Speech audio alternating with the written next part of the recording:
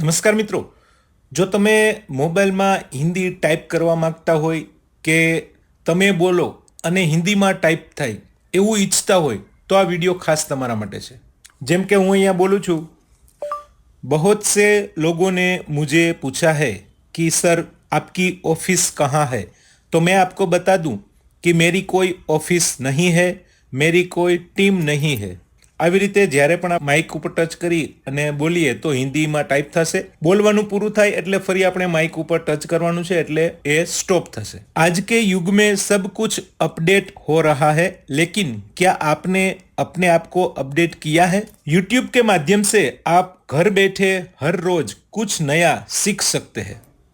તો મિત્રો, ટાઈપિંગ એકદમ ઇઝી છે। એટલું જ નહીં, તમે કીબોર્ડની મદદથી પણ ટાઈપ કરી શકો છો। એના માટે તમારે હિન્દીના ફોન્ટ યાદ રાખવાની જરૂર નથી। જેમ કે કોઈ નહીં હે લખવું હોય તો KOI, કોઈ નહીં હે, આવી રીતે તમે એકદમ ઇઝી હિન્દી ટાઈપ કરી શકો છો।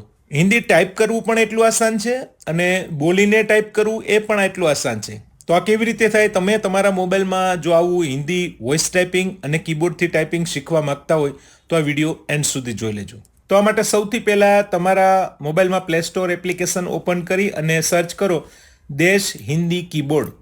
તો આ એપ્લિકેશન જોવા મળશે। ખાસ એમાં આઇકોન જોઈ લેશો અને ડેવલપરનું નામ પણ આવી રીતે લખ્યું હશે। તો આ એપ્લિકેશન આપણે ઇન્સ્ટોલ કરવાની છે। એપ્લિકેશન ઇન્સ્ટોલ થઈ જાય એટલે એપ્લિકેશન ઓપન કરો। તો અહીંયા સિલેક્ટ કીબોર્ડ લખ્યું છે, એના ઉપર ટચ કરવાનું છે। હવે દેશ હિન્દી કીબોર્ડની સામે જે ચેકબોક્સ છે એમાં ટચ કરવાનું છે એટલે એ સિલેક્ટ થશે। કીબોર્ડ તૈયાર है। તો હવે દેશ હિન્દી કીબોર્ડ ઓલરેડી આપણે ઇન્સ્ટોલ થઈ ગયું છે અને સેટ પણ થઈ ગયું છે। બેક આપીએ।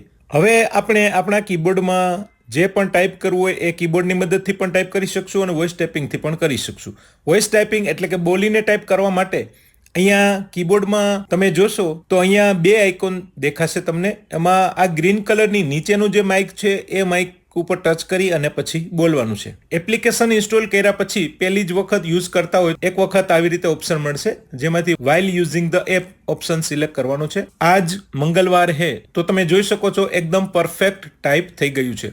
વિરામ ચિહ્નો આપણે કરેક્શનથી એડ કરવાના રહેશે। આવી રીતે તમે એકથી વધુ વાક્યો કે આખો પેરેગ્રાફ કે આખું પેજ પણ જો વાંચી શકો તો આખું પેજ પણ અહીંયાથી ટાઈપ થઈ શકશે। ટાઈપ થઈ ગયા પછી આપણે એકવાર કરેક્શન કરી લેવાનું છે, જોઈ લેવાનું છે અને વિરામ ચિહ્નોનો જ્યાં ઉપયોગ થતો હોય ત્યાં આપણે વિરામ ચિહ્નો એડ કરવા પડશે। આવી રીતે જો તમે ગુજરાતી ટાઈપિંગ શીખવા માંગતા હોય તો મારો વિડીયો જોઈ શકો છો। સજેશનમાં અહીંયા લિંક આપેલી છે કે જો તમે AI વિશે જાણવા માંગતા હોય કે AI નો ઉપયોગ આપણા મોબાઈલમાં આપણે કેવી રીતે કરી શકીએ તો એનો પણ વિડીયો રેડી છે। સજેશનમાં લિંક આપી છે અને નીચે પણ લિંક આપેલી છે।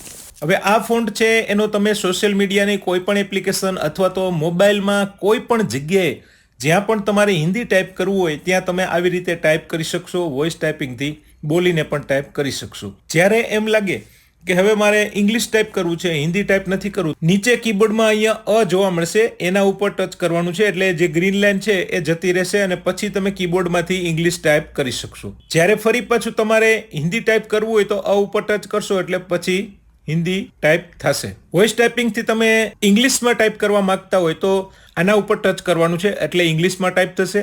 હિન્દીમાં ટાઈપ કરવું હોય તો ફરી આ અ ઉપર ટચ કરવાનું છે એટલે હિન્દીમાં ટાઈપ કરી શકશો। અહીંયાથી હિન્દી અને ઇંગ્લિશ ચેન્જ કરી શકશો અને નીચેથી હિન્દી અને ઇંગ્લિશ કીબોર્ડ નીચેથી સિલેક્ટ કરી શકશો।